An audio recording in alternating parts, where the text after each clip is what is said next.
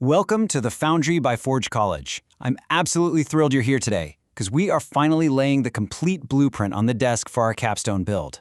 We're finalizing our integration with Pyth and Switchboard oracles on Solana. This explainer is the culmination of a ton of hard work, sweat, and yep, probably more than a few compiler errors. But we are finally moving from prototypes into a rock-solid deployable artifact. Let's see how all these pieces actually snap together. So, here's our game plan for today. First, we'll review the final assembly blueprint. Then, we'll secure our on-chain logic, tackle off-chain listener reliability, run a rigorous test for idempotency, and finally, wrap it all up with a full end-to-end demonstration. Let's get right into it. All right, Section 1, the final assembly blueprint, the final plan. To put things in perspective, we're bridging a pretty major gap today. We recently wrapped up our collaborative review and revision phase, refining our architecture. Now, we're taking all of that and synthesizing it into this Capstone build, a fully deployable, end-to-end artifact. And honestly, this perfectly sets the stage for our upcoming, highly anticipated track on stablecoin concepts. We absolutely need this foundation to be rock solid before we start building complex financial primitives on top of it. This capstone requires a perfectly synchronized dance between two main components. On one side, we've got our on-chain program. Think of this like a heavy steel vault. It validates exactly where the data came from, crunches the math to compute the price, and relentlessly guards the state. On the flip side is our off-chain listener. This guy acts like a hyper-vigilant traffic controller, fetching webhooks, managing retries, and securely signing transactions before ever sending them to the chain. Moving right along to Section 2, securing on-chain logic, securing the vault. The absolute core of our on-chain security comes down to idempotency. I know it's a big fancy word, but the concept is beautifully simple. An idempotency key is just a unique 16-byte identifier. You can think of it like a massive, totally uncompromising bouncer at an exclusive club who refuses to let the same ticket through the door twice. You can't just slap on a fake mustache and try to sneak back in. This key ensures that no matter how many times a specific event gets submitted, the smart contract state changes exactly once, no exceptions. Let's look at how our on-chain instruction acts as a strict assembly line to actually enforce this. Step 1, it carefully loads the Pyth payload, parsing out that external data. Step 2, a sanity check for freshness. We aggressively reject stale prices. Nobody wants to trade on yesterday's data, right? Step 3, it computes the adjusted value based on our specific pricing model. And finally, Step 4, it locks in that idempotency key we just talked about, storing it on-chain so that exact payload can literally never be executed again.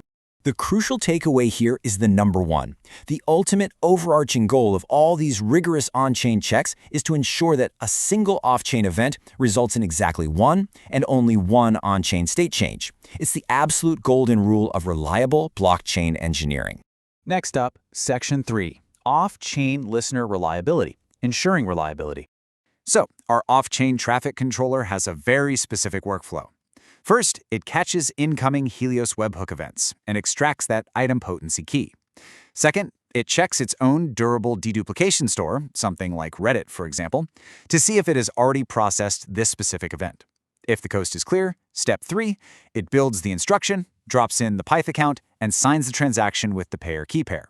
Finally, Step 4, it fires that transaction off to the network. But let me ask you this. What happens when the network hiccups? Because, let's be real, it will. If the Solana RPC endpoint temporarily goes down, our listener doesn't just throw its hands up and quit. It uses a technique called exponential backoff. Instead of rapid-fire poking a sleeping bear, it politely taps the network, waits a second, then waits 2 seconds, then 4. It retries sending the transaction patiently, ensuring the message gets through without accidentally spamming the network or corrupting the state. As you dive deeper into other programs across the curriculum here at Forge College, you're going to see these best practices over and over again. The golden rule for building robust Web3 infrastructure is to treat all off-chain inputs as inherently unreliable. You absolutely must implement durable idempotency stores, so if your server crashes, it remembers exactly what it did. You have to enforce exponential backoff for retries, and you must prevent duplicate on-chain submissions at all costs. Basically, a healthy dose of paranoia is an engineer's best friend here. All right, Section 4, testing for idempotency, stress testing.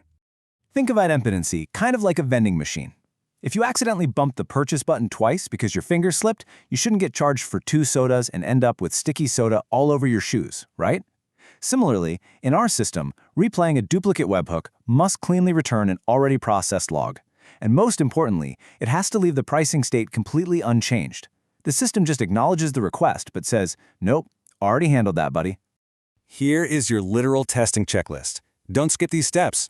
First, verify your build and deploy using the anchor build and deploy commands to ensure your program ID is successfully printed without any annoying layout warnings. Second, confirm your derived accounts are actually rent-exempt by checking the Lamport thresholds using the Solana CLI. And third, prove your idempotency works by intentionally replaying a webhook twice. If you see a single state change and a cleanly rejected duplicate, congratulations, your defense is working flawlessly. And finally, Section 5, End-to-End Demonstration, the grand unveiling. Your demo script has to seamlessly execute this sequence entirely unattended. You inject a webhook event, the off-chain listener catches it and submits the transaction, the network confirms it, and the on-chain account state updates to reflect the new price. All of this must be driven by environment variables for your RPC endpoints and key pairs, so it can run flawlessly on a configured testnet. Honestly, it's like watching a beautifully engineered domino effect. But if a tree falls in the forest, right? If it happens in the dark, how do we know it actually worked? Observability is key. To prove the machine works, you've got to export clear, structured logs. We want to see logs for validation failures, counters ticking up for successful events, traces of any RPC retry attempts, and explicit logs when your idempotency guard successfully blocks a duplicate. These logs are your final submission artifact, the undeniable proof that your architecture is sound.